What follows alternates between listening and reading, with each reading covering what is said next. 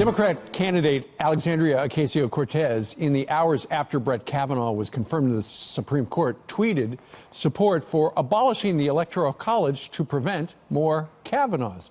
Ocasio-Cortez tweeting, quote, "It is well past time we eliminate the Electoral College, a shadow of slavery's power on America today that undermines our nation as a democratic republic."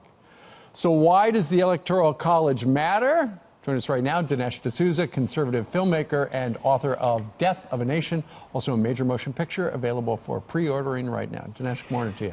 Good morning. When you read her tweet, what did you think she was talking about?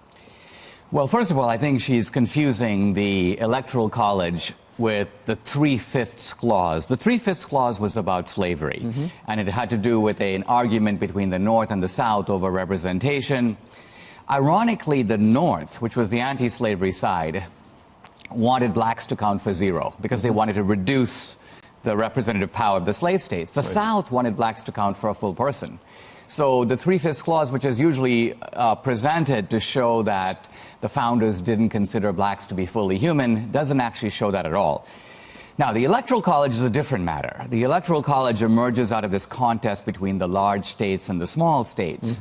Not an antiquated issue. We have that now. We have large states, we have small states.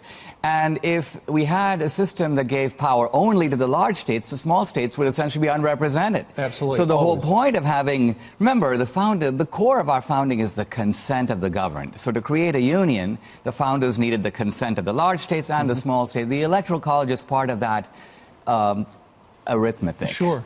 But you know, Dinesh, the Electoral College has become a talking point for the left because, look at Donald Trump.